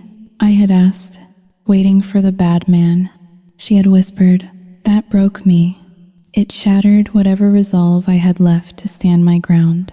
I had told Sarah we would fight. I had told myself we would not let them drive us out. But I was not fighting for territory anymore. I was fighting for my daughter's childhood. I turned away from the window and looked at the kitchen. This beautiful, expensive kitchen that I had designed myself. I looked at the granite countertops where I had signed the land deal. I looked at the sink Carter had fixed. "I cannot stay here," I said. The words hung in the air, heavy and absolute. Sarah looked up, surprise flickering in her tired eyes. "But you said we were not leaving. You said screw them." "I know," I said, walking over to touch her shoulder. "But this house, Soyutsing Haoling, 2 hashes greater than it is not a sanctuary anymore. It is a crime scene. Every time I walk down the hall, I see him. Every time I hear a floorboard creak, my heart stops. We cannot heal here, Sarah. The soil is poisoned. It was not a defeat. It was an amputation. I was cutting off the infected limb to save the body. The next morning, I called a realtor, not one from Oak Creek. I called a woman from 3 towns over, someone who did not know the gossip, someone who would just see a 4-bedroom colonial with great curb appeal. She came in the afternoon. She walked through the rooms, clicking her pen, making notes about square footage and crown molding. She did not know that the living room floor had been scrubbed with bleach. She did not know that the master bedroom vent had once hidden a camera. "It is a lovely home," she said, standing in the foyer. "The market is hot right now. We should be able to get a great price." I signed the listing agreement without hesitation. I did not care about the price. I would have sold it for a handful of magic beans just to escape the weight of the memories. As the realtor drove away, I sat on the front porch steps. The sun was setting, casting long shadows across the perfectly manicured lawn that Carter had been so obsessed with. I felt a strange sensation in my chest. It was emptiness, a vast, echoing hollow where my fear used to be. For months, my life had been defined by him, by his intrusion, by his threats, by my war against him. Now, he was just a name on a court docket, a man with a broken arm and a criminal record, and I was just a woman sitting on a porch, surrounded by neighbors who would not look her in the eye. A car drove by slowly. It was Barbara. She slowed down, looking at me. For a second, our eyes met. I saw curiosity, judgment, and perhaps a flicker of shame in her gaze. I did not wave. I did not glare. I just looked through her, as if she were a ghost. I realized then that the scar Carter left was not physical. It was the loss of trust. I would never again look at a friendly neighbor without wondering what lay behind the smile. I would never again leave a door unlocked. I would never again believe that safety was something guaranteed by a zip code. He had taken my innocence, but he had given me something in return. He had given me armor. I stood up and brushed the dust off my pants. I walked back inside and locked the door. The sound of the deadbolt sliding home was no longer a sound of fear. It was just a sound, a mechanical necessity. I went to the kitchen and began to pack, not the surveillance gear, but the dishes, the photos, the life we had built here. We were leaving, but we were leaving alive. We were leaving with the truth. And in a world built on beautiful, polite lies, that was the most dangerous thing of all. 3 months later, the house on Elm Street was finally empty. The echo of my heels on the hardwood floors sounded like gunshots in a canyon. I stood in the foyer, the place where Carter had once stood with his toolbox, the place where Linda had swung her golf club, the place where my life had unraveled and then knitted itself back together into something tougher, scarcer, and unrecognizable. The closing documents were signed. The keys were sitting on the kitchen island, waiting for the new owners, a young couple from the city with a baby on the way. I had not told them about the cameras. I had not told them about the man who used to sniff through the drawers. I let them have their innocence. It was a luxury I could no longer afford. Sarah waited in the car outside, the engine idling. Mia was in the back seat with headphones on, refusing to look at the house. She was healing, slowly, but she still checked the locks on the car doors 3 times before we went anywhere. I walked through the living room one last time. The afternoon sun slanted through the windows, illuminating the dust motes dancing in the air. It was a beautiful house. It was the kind of house I had dreamed of when I was waiting tables in my 20s. It was a symbol of success, of stability, of making it in America. But now, I knew the truth. I knew that the manicured lawns and the white picket fences were not barriers against darkness. They were camouflage for it. I walked to the front door and opened it. The heat of the Virginia autumn hit me, smelling of dry leaves and asphalt. Across the street, the Carter house was still dark. He had taken a plea deal, 2 years of probation, a hefty fine, and mandatory counseling. He was living in a condo downtown, far away from the suburbs. He had ruled like a petty king. He had lost his job, his wife, and his reputation, but I had lost something too. I stepped out onto the porch and pulled the door shut behind me. The lock clicked, a final, definitive sound. I walked down the driveway, not looking back. I passed the spot where Barbara had stood with her dog, pretending not to see me. I passed the spot where the police cruiser had parked. I got into my car, the leather seat cool against my back. "Are you ready?" Sarah asked from the passenger seat. "Drive," I said. We drove out of Oak Creek. We passed the brick entrance sign with its gold lettering, the sign that promised a community of excellence. I felt a weight lift off my chest, physical and immense.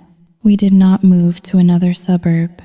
We moved to a townhouse in the city, a place with a doorman and cameras in every hallway. It was half the size of my old house. I had no backyard. I had no pool. I had no hydrangeas to tend to, but I had steel-reinforced doors. That night, in my new kitchen, I unpacked the last box. It was the box from the pantry. I pulled out the canister of flour. I dug my hand in and pulled out the gold necklace. The key pendant glittered under the harsh, light-emitting diode lights of the apartment. I walked to the trash compactor in the hallway. I dropped the necklace into the chute. I listened to it rattle all the way down, 20 stories, until it hit the bottom with a distant crash. I went back inside and locked the door. Then I engaged the deadbolt. Then I punched the code into the new alarm system I had installed. System armed. The robotic voice was the most comforting sound I had heard in years. I went to the fridge. I reached past the space where the Pinot Noir used to be. There was no wine in this house. There never would be again. I poured a glass of cold water. I sat by the window, looking out at the city lights. Down on the street, thousands of people were moving, living, hiding. I used to think that monsters were creatures that hid in the shadows. I used to think they looked like villains in movies, with scars and masks. I was so naive. I was so desperate to be liked, to be helpful, to be a good neighbor. I took a sip of water, the liquid cool and clear in my throat. I had learned the hardest lesson of all, a lesson that cost me my dream home and my peace of mind. Evil does not always wear a mask. Sometimes it wears a pastel polo shirt, smells like expensive cologne, and offers to fix your leaky faucet. And sometimes the only way to survive it is to burn down the fence and let the whole world see the ugly truth. I was not Peyton the victim anymore. I was Peyton the survivor.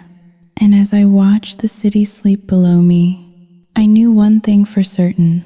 My door would never be open again.